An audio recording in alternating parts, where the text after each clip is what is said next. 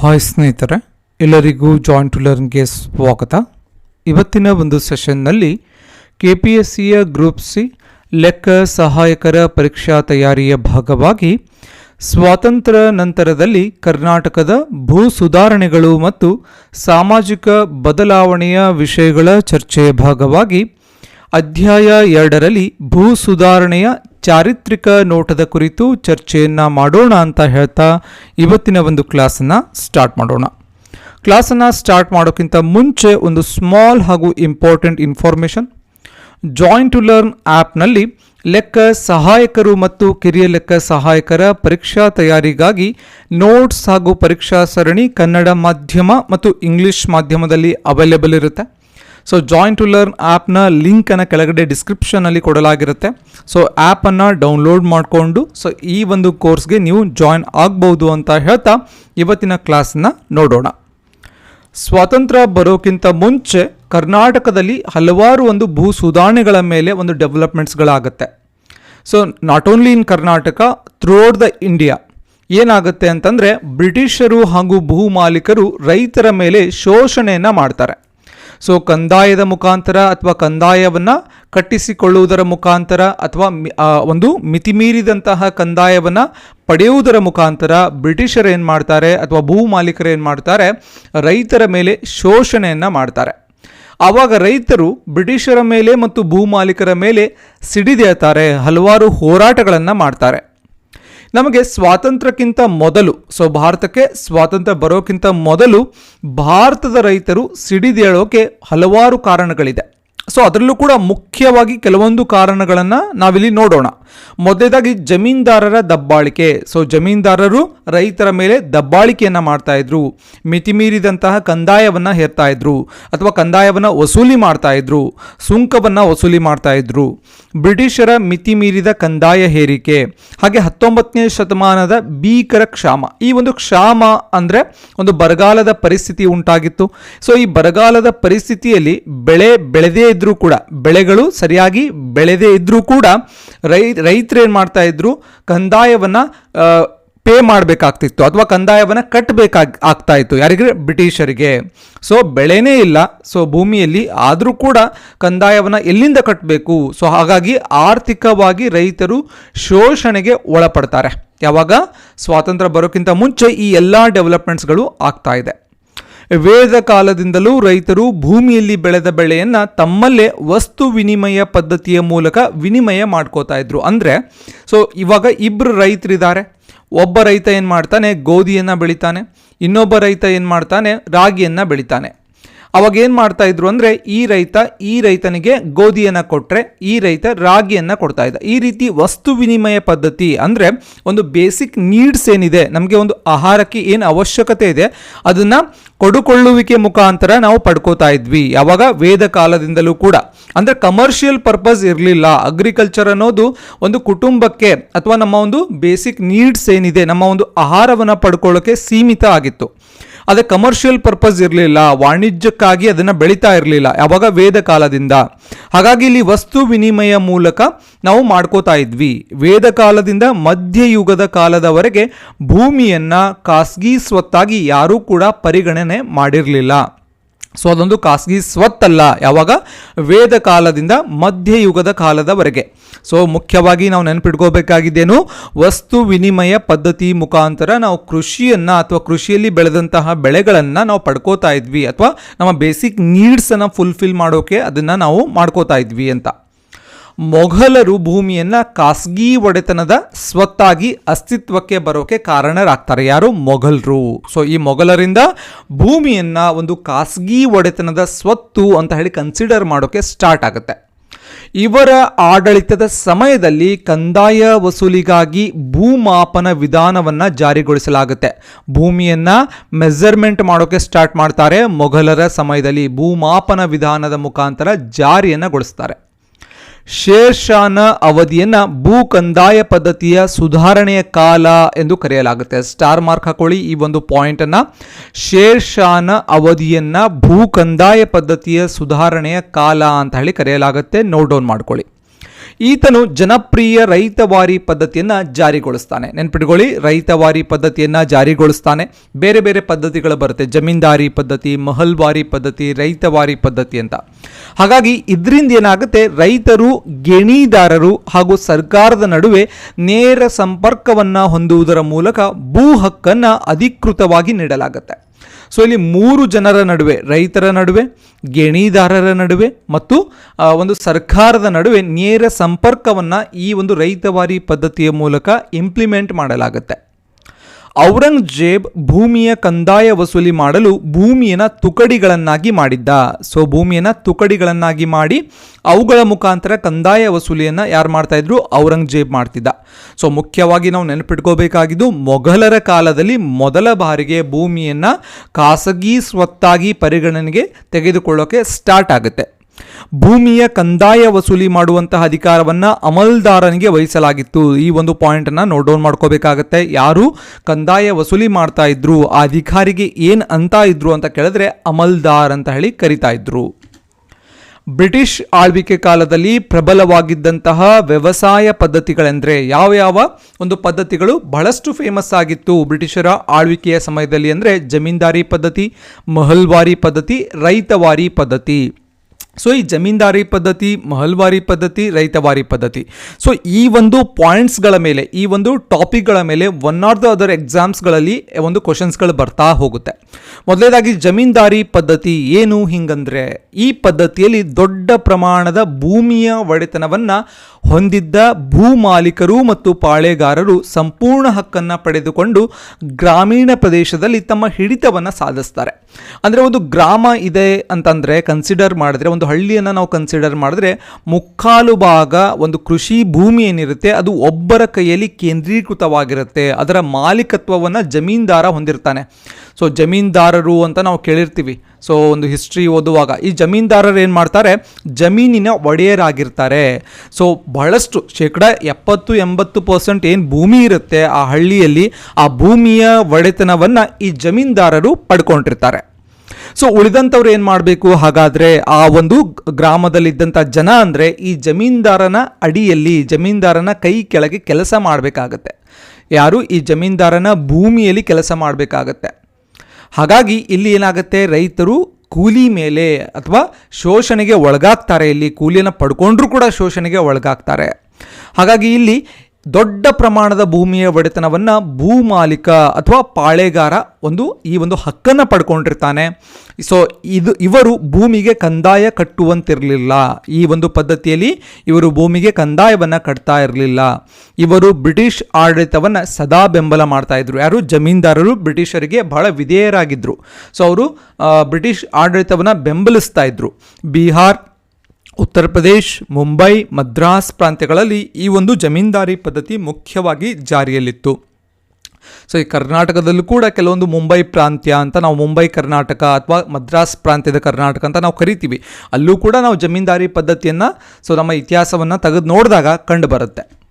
ಮಹಲ್ವಾರಿ ಪದ್ಧತಿ ಅಂದರೆ ಏನು? ಈ ಪದ್ಧತಿಯಲ್ಲಿ ಗ್ರಾಮೀಣ ನಿವಾಸಿಗಳೇ ಜಮೀನಿನ ಸಮುದಾಯ ಒಡೆಯರಾಗಿರ್ತಾರೆ. ಸೊ ಆ ಗ್ರಾಮದಲ್ಲಿ ವಾಸ ಮಾಡ್ತಿದ್ದಂತಹ ನಿವಾಸಿಗಳೇ ಆ ಒಂದು ಗ್ರಾಮದಲ್ಲಿ ಇದ್ದಂತಹ ಜಮೀನಿನ ಒಡೆಯರಾಗಿರ್ತಾರೆ. ಸಾಮೂಹಿಕವಾಗಿ ಒಡೆತನ ಹೊಂದಿರ್ತಾರೆ. ಸಮುದಾಯ ಒಡೆತನವನ್ನು ಹೊಂದಿರುತ್ತೆ. ಒಂದು ಸಮುದಾಯವು ವ್ಯವಸಾಯ ಉತ್ಪನ್ನಗಳನ್ನು ಸಮಾನವಾಗಿ ಹಂಚಿಕೆ ಮಾಡಿಕೊಂಡು ಜೀವನ ಸಾಗಿಸುವ ಪದ್ಧತಿ ಇದಾಗಿರುತ್ತೆ. ಆದರೆ ಇಲ್ಲಿ ಕೇವಲ ಇಂಡಿವಿಜುವಲ್ ಓನರ್ಶಿಪ್ ಇರೋದಿಲ್ಲ. ಮಹಲ್ವಾರಿ ಪದ್ಧತಿಯಲ್ಲಿ ಇಂಡಿವಿಜುವಲ್ ಓನರ್ಶಿಪ್ ಇರೋದಿಲ್ಲ. ಸೊ ಇದೊಂದು ಸಮುದಾಯ ಒಂದು ಒಡೆತನವನ್ನು, ಭೂಮಿಯ ಒಡೆತನವನ್ನು ಹೊಂದಿರುತ್ತೆ. ಇನ್ನು ರೈತವಾರಿ ಪದ್ಧತಿ ಅಂದರೆ ಏನು? ಈ ಪದ್ಧತಿಯಲ್ಲಿ ಭೂಮಿಯ ಒಡೆತನವನ್ನು ರೈತರಿಗೆ ಕೊಡಲಾಗುತ್ತೆ. ಇವರು ನೇರವಾಗಿ ಕಂದಾಯವನ್ನು ಸರ್ಕಾರಕ್ಕೆ ಕಟ್ತಾ ಇದ್ರು. ನೆನ್ಪಿಟ್ಕೋಬೇಕು, ಜಮೀನ್ದಾರಿ ಪದ್ಧತಿಯಲ್ಲಿ ಕಂದಾಯ ಕಟ್ಟುವಂತೆ ಇರಲಿಲ್ಲ. ಯಾಕಂದರೆ ಅಲ್ಲಿ ಜಮೀನ್ದಾರರು ಒಡೆಯರಾಗಿದ್ದರು. ಆ ಜಮೀನ್ದಾರರು ಏನು ಮಾಡಿದ್ರು, ಬ್ರಿಟಿಷರಿಗೆ ವಿಧೇಯರಾಗಿದ್ದರು, ಬಹಳ ಒಂದು ಸಪೋರ್ಟಿವ್ ಆಗಿದ್ದರು. ಆದರೆ ರೈತವಾರಿ ಪದ್ಧತಿಯಲ್ಲಿ ಒಬ್ಬ ರೈತನೇ ಓನರ್ ಆಗಿದ್ದರೂ ಕೂಡ ಅಥವಾ ರೈತನೇ ಭೂಮಿಯ ಒಡೆತನವನ್ನು ಹೊಂದಿದ್ರೂ ಕೂಡ ಅವ್ರೇನು ಮಾಡಬೇಕಾಗತ್ತೆ, ಕಂದಾಯವನ್ನು ಕಂಪಲ್ಸರಿಯಾಗಿ ಕಟ್ಟಬೇಕಾಗತ್ತೆ. ಇದು ರೈತವಾರಿ ಪದ್ಧತಿಯಲ್ಲಿ ಇದ್ದಂತಹ ವ್ಯತ್ಯಾಸ. ಇನ್ನು ಮಹಲ್ವಾರಿ ಪದ್ಧತಿಯಲ್ಲಿ ಆಲ್ರೆಡಿ ಹೇಳಿರೋ ಹಾಗೆ ಒಂದು ಸಮುದಾಯ ಇಲ್ಲಿ ಒಡೆತನವನ್ನು ಹೊಂದಿರುತ್ತೆ. ಇಲ್ಲಿ ಇಂಡಿವಿಜುವಲ್ ಓನರ್ಶಿಪ್ ಇರೋದಿಲ್ಲ. 1773ರಲ್ಲಿ ಲಾರ್ಡ್ ವಾರ್ನ್ ಹೇಸ್ಟಿಂಗ್ ರೆಗ್ಯುಲೇಟಿಂಗ್ ಕಾಯ್ದೆ ಜಾರಿಗೆ ತರ್ತಾನೆ.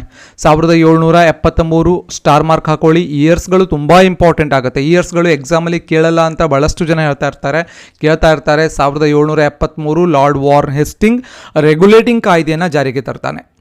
ರೈತರ ಜೀವನೋಪಾಯಕ್ಕಾಗಿ 1793ರಲ್ಲಿ ಕಾಯಂ ಭೂ ಕಂದಾಯ ಪದ್ಧತಿಯನ್ನು ಜಾರಿಗೆ ತರಲಾಗುತ್ತೆ.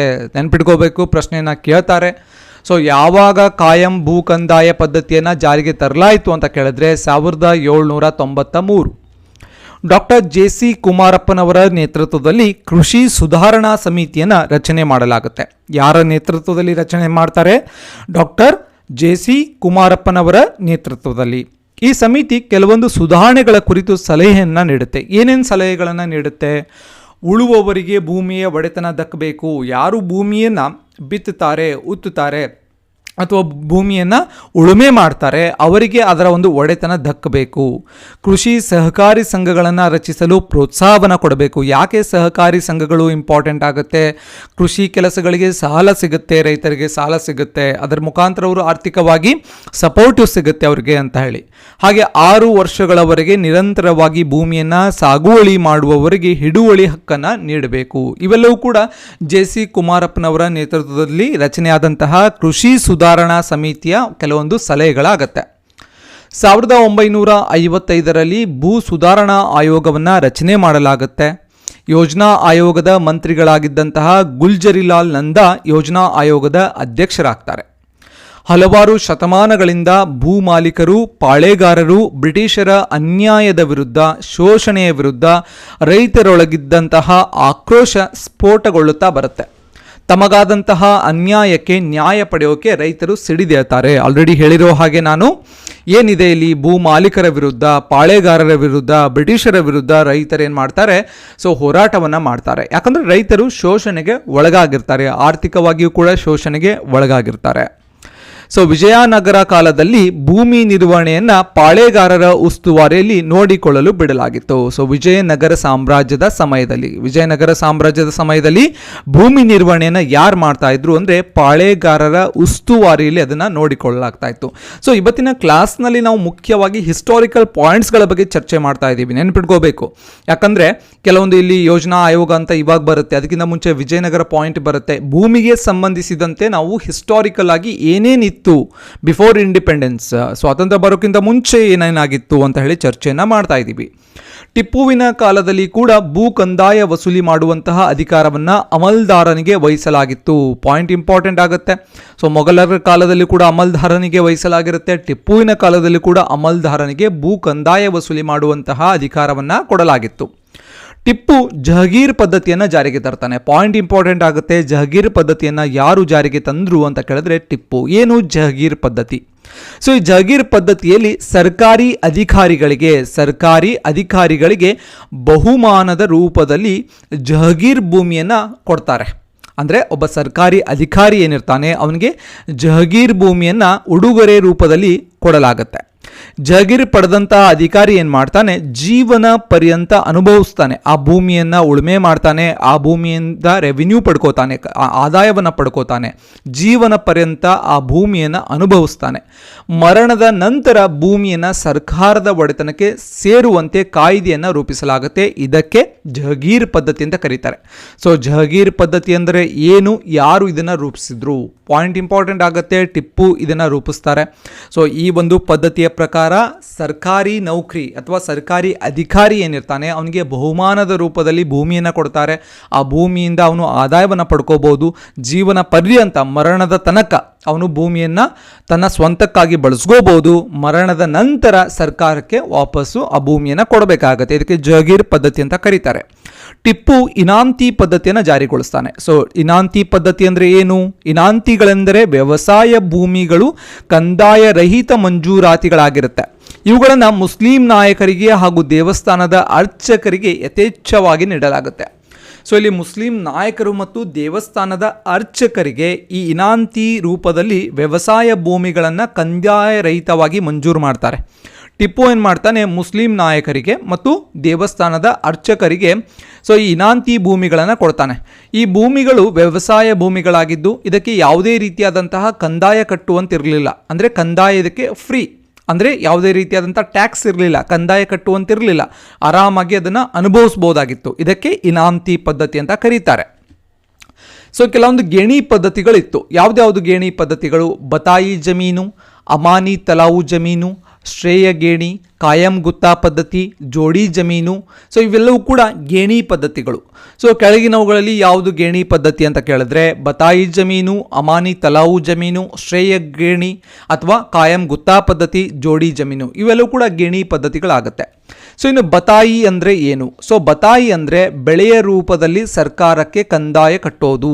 ಬೆಳೆಯ ರೂಪದಲ್ಲಿ, ಇಲ್ಲಿ ಹಣ ಅಲ್ಲ ಅಥವಾ ದುಡ್ಡಲ್ಲ, ಬೆಳೆಯ ರೂಪದಲ್ಲಿ ಸರ್ಕಾರಕ್ಕೆ ಕಂದಾಯವನ್ನು ಕಟ್ಟೋದು. ಅಂದರೆ ಏನು ಬೆಳಿತೀವಿ, ಉದಾಹರಣೆಗೆ ಇವಾಗ ರಾಗಿ ಬೆಳೆದ್ರೆ ರಾಗಿಯನ್ನು ಸರ್ಕಾರಕ್ಕೆ ಕಂದಾಯ ರೂಪದಲ್ಲಿ ಕಟ್ಟೋದಕ್ಕೆ ನಾವೇನಂತೀವಿ, ಬತಾಯಿ ಪದ್ಧತಿ ಅಂತ ಕರಿತೀವಿ.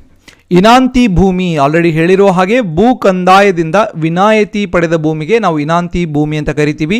ಮುಸ್ಲಿಂ ನಾಯಕರಿಗೆ ಇದನ್ನು ಕೊಡ್ತಾ ಇದ್ರು, ಅದರ ಜೊತೆಗೆ ದೇವಸ್ಥಾನದ ಅರ್ಚಕರಿಗೆ ಇದನ್ನು ಕೊಡ್ತಾ ಇದ್ರು. ಇದು ವ್ಯವಸಾಯ ಭೂಮಿಗಳಾಗಿತ್ತು. ಇದು ಕಂದಾಯ ರಹಿತ ಒಂದು ಭೂಮಿಯೇ ಆಗಿರುತ್ತೆ. ವಾರ ಗೇಣಿದಾರ ಅಂತ ಯಾರಿಗೆ ಕರೀತಾರೆ? ಬೆಳೆದ ಬೆಳೆಯಲ್ಲಿ ಅರ್ಧ ಭಾಗ ಭೂ ಮಾಲೀಕನಿಗೆ ಕೊಡಬೇಕಾಗಿತ್ತು. ಇವನಿಗೆ ವಾರ ಗೇಣಿದಾರ. ಭೂಮಾಲೀಕ ಒಬ್ಬ ಇರ್ತಾನೆ, ಕೆಲಸ ಮಾಡೋನು ರೈತನಾಗಿರ್ತಾನೆ. ಏನು ಬರುತ್ತೆ, ಇವತ್ತು 20 ಚೀಲ ರಾಗಿ ಆದರೆ 10 ಚೀಲ ರಾಗಿಯನ್ನು ಭೂ ಮಾಲೀಕನಿಗೆ ಕೊಡಬೇಕು ವಾರ ಗೇಣಿದಾರ ಪದ್ಧತಿಯಲ್ಲಿ. ಮೂಕುಪ್ಪು ಗೇಣಿದಾರ ಪದ್ಧತಿಯಲ್ಲಿ, ಮೂಕುಪ್ಪ ಗೇಣಿದಾರ ಪದ್ಧತಿಯಲ್ಲಿ 1/3 ಭಾಗದ ಬೆಳೆಯನ್ನು ಭೂ ಮಾಲೀಕನಿಗೆ ಕೊಡಬೇಕಾಗಿತ್ತು. ಉದಾಹರಣೆಗೆ 4 ಚೀಲ ರಾಗಿ ಆದರೆ 3 ಚೀಲ ಭೂ ಮಾಲೀಕನಿಗೆ ಕೊಡಬೇಕಾಗತ್ತೆ. ಇದು ಮೂಕುಪ್ಪ ಗೇಣಿದಾರ ಪದ್ಧತಿ. ಇನ್ನು ಅರೆಗಂದಾಯ ಗೇಣಿದಾರ ಅಂದರೆ 4/1 ಭಾಗವನ್ನು ಭೂ ಮಾಲೀಕನಿಗೆ ಕೊಡಬೇಕಾಗಿತ್ತು. ಇಲ್ಲಿ 1/3 ಭಾಗ ಇಲ್ಲಾದರೆ ಇಲ್ಲಿ 4/1 ಭಾಗ. ಅರೆಗಂದಾಯ ಗೇಣಿದಾರ ಅಂದರೆ 4/1 ಭಾಗ. ಇಲ್ಲಿ ಈ ಪಾಯಿಂಟ್ ಇಲ್ಲ ಅಪ್ಲೈ ಆಗುತ್ತೆ, ಬಟ್ ಇಲ್ಲಿ 1/3 ಭಾಗ, ಇಲ್ಲಿ 4/1 ಭಾಗ ಅರೆಗಂದಾಯ ಗೇಣಿದಾರ ಪದ್ಧತಿಯಲ್ಲಿ ಕೊಡಬೇಕಾಗತ್ತೆ. 1888ರಲ್ಲಿ ಮೈಸೂರು ಪ್ರಾಂತ್ಯದ ರೈತರಿಗೆ ಭೂ ಕಂದಾಯ ಶಾಸನ ಜಾರಿಗೊಳಿಸಲಾಯಿತು. ಈ ಪಾಯಿಂಟ್ ಇಂಪಾರ್ಟೆಂಟ್ ಆಗುತ್ತೆ. ಯಾವಾಗ? 1888ರಲ್ಲಿ. 1921ರ ಮಾಪಿಳ್ಳೆ ದಂಗೆ ಸಾಮ್ರಾಜ್ಯಶಾಹಿಗೆ ಎದುರಾದ ಸ್ಫೋಟ ಎಂದು ಕರೆಯಲಾಗಿದೆ. ಇಲ್ಲಿ ಕೇವಲ ನಾವು ಪಾಯಿಂಟ್ಸ್ಗಳ ಬಗ್ಗೆ ಮಾತ್ರ ಮಾತನಾಡ್ತಾ ಇದ್ದೀವಿ. ಯಾಕೆ ಅಂತಂದರೆ ಕ್ವಿಕ್ ಕ್ಲಾಸ್ಗಾಗಿ, ಕ್ವಿಕ್ ರಿವಿಷನ್ಗಾಗಿ. 1939ರಲ್ಲಿ ಬಾಂಬೆ ಗೇಣಿ ಕಾನೂನು ಜಾರಿಗೆ ತರಲಾಯಿತು. ಎಸ್ಪೆಷಲಿ ಲ್ಯಾಂಡ್ ರಿಫಾರ್ಮ್ಸ್ ಈ ಒಂದು ಚಾಪ್ಟರ್ನಲ್ಲಿ ಇಯರ್ಸ್ಗಳ ಮೇಲೆ ಕಾನ್ಸಂಟ್ರೇಷನ್ ಮಾಡ್ತಾರೆ. ಶಾಸನಗಳು ಯಾವಾಗ ಬಂತು, ಆ್ಯಕ್ಟ್ಗಳು ಯಾವಾಗ ಬಂತು, ಕಾನೂನುಗಳು ಯಾವಾಗ ಜಾರಿಗೆ ಆಯಿತು, ಈ ಒಂದು ಇಯರ್ಸ್ಗಳು ಕೂಡ ತುಂಬ ಇಂಪಾರ್ಟೆಂಟ್ ಆಗುತ್ತೆ. 1930ರಲ್ಲಿ ದಿನಕರ್ ದೇಸಾಯಿ ಅವರ ನೇತೃತ್ವದಲ್ಲಿ ಅಂಕೋಲಾದ ಗೇಣಿ ರೈತರ ಹೋರಾಟ ನಡೆಯುತ್ತೆ. ಯಾವಾಗ? 1930ರಲ್ಲಿ ನಡೆಯುತ್ತೆ. ದಿನಕರ್ ದೇಸಾಯಿ ಅವರ ನೇತೃತ್ವದಲ್ಲಿ ನಡೆಯುತ್ತೆ. ಅಂಕೋಲಾದ ಗೇಣಿ ರೈತರ ಹೋರಾಟ ಆಗಿರುತ್ತೆ. 1951ರಲ್ಲಿ ಗೇಣಿ ರೈತರ ಶಿವಮೊಗ್ಗ ಜಿಲ್ಲೆಯ ಕಾಗೋಡು ಸತ್ಯಾಗ್ರಹ ನಡೆಯುತ್ತೆ. ಕರ್ನಾಟಕದಲ್ಲಿ ಮೊದಲ ಭೂ ಸುಧಾರಣಾ ಶಾಸನ ಅನುಷ್ಠಾನ ಆಗಿದ್ದು 1965ರಲ್ಲಿ. ಸ್ಟಾರ್ ಮಾರ್ಕ್ ಹಾಕೊಳ್ಳಿ, ಡಬಲ್ ಸ್ಟಾರ್ ಮಾರ್ಕ್ ಹಾಕೊಳ್ಳಿ. ಕರ್ನಾಟಕದಲ್ಲಿ ಮೊದಲ ಭೂ ಸುಧಾರಣಾ ಶಾಸನ ಅನುಷ್ಠಾನ ಆಗಿದ್ದು 1965ರಲ್ಲಿ. ಬಿಡಿ ಜತ್ತಿಯವರು ಮುಖ್ಯಮಂತ್ರಿ ಆಗಿದ್ದರು. ಆ ಟೈಮಲ್ಲಿ ಬಿಡಿ ಜತ್ತಿಯವರು ಮುಖ್ಯಮಂತ್ರಿ ಆಗಿದ್ದರು. ಕಡಿದಾಳ್ ಮಂಜಪ್ಪನವರು ಕಂದಾಯ ಮಂತ್ರಿ ಆಗಿದ್ದರು. ಪ್ರಶ್ನೆ ಕೇಳ್ತಾರೆ, ಕರ್ನಾಟಕದಲ್ಲಿ ಮೊದಲ ಭೂ ಸುಧಾರಣಾ ಶಾಸನ ಅನುಷ್ಠಾನ ಆದಾಗ ಯಾರು ಮುಖ್ಯಮಂತ್ರಿ ಆಗಿದ್ರು ಅಂತ ಪ್ರಶ್ನೆ ಕೇಳಿದ್ರೆ ಬಿಡಿ ಜತ್ತಿ ಅಂತ ಆನ್ಸರ್ ಆಗುತ್ತೆ. ಯಾರು ಕಂದಾಯ ಮಂತ್ರಿ ಆಗಿದ್ರು ಅಂತ ಕೇಳಿದ್ರೆ ಕಡಿದಾಳ್ ಮಂಜಪ್ಪ ಆಗುತ್ತೆ. 1965ರಲ್ಲಿ ಇಂಪ್ಲಿಮೆಂಟ್ ಆಗುತ್ತೆ. ಇಷ್ಟು ಇವತ್ತಿನ ಕ್ಲಾಸ್ನ ಡಿಸ್ಕಷನ್ ಆಗಿರುತ್ತೆ. ಕ್ಲಾಸ್ ಇಷ್ಟ ಆದರೆ ಒಂದು ಲೈಕ್ ಮಾಡಿ, ಈ ನಾಲೆಡ್ಜನ್ನು ನಿಮ್ಮ ಫ್ರೆಂಡ್ಸ್ ಜೊತೆ ಕೂಡ ಶೇರ್ ಮಾಡ್ಕೊಳ್ಳಿ. ಹಾಗೆ ನೀವಿನ್ನೂ ನಮ್ಮ ಚಾನಲ್ಗೆ ಸಬ್ಸ್ಕ್ರೈಬ್ ಆಗಿರಲಿಲ್ಲ ಅಂದರೆ ಜಾಯಿನ್ ಟು ಲರ್ನ್ನ ಸಬ್ಸ್ಕ್ರೈಬ್ ಮಾಡ್ಕೊಳ್ಳಿ. ಹಾಗೆ ಡಿಸ್ಕ್ರಿಪ್ಷನಲ್ಲಿ ಜಾಯಿನ್ ಟು ಲರ್ನ್ನ ಒಂದು ಆ್ಯಪ್ನ ಲಿಂಕ್ ಕೂಡ ಅವೈಲೇಬಲ್ ಇರುತ್ತೆ. ಆ್ಯಪನ್ನು ಡೌನ್ಲೋಡ್ ಮಾಡಿಕೊಂಡು ಕೋರ್ಸ್ಗೆ ಜಾಯಿನ್ ಆಗ್ಬೋದು. ಹಾಗೆ ಜಾಯಿನ್ ಟು ಲರ್ನ್ನ ಟೆಲಿಗ್ರಾಮ್ ಪೇಜ್ ಹಾಗೂ ಇನ್ಸ್ಟಾಗ್ರಾಮ್ ಪೇಜಸನ್ನು ಕೂಡ ಫಾಲೋ ಮಾಡಿ ಅಂತ ಹೇಳ್ತಾ ಮತ್ತೆ ಮುಂದಿನ ಸೆಷನ್ನಲ್ಲಿ ಮತ್ತೊಂದು ವಿಷಯದ ಕುರಿತು ಮಾತನಾಡೋಣ. ಧನ್ಯವಾದಗಳು.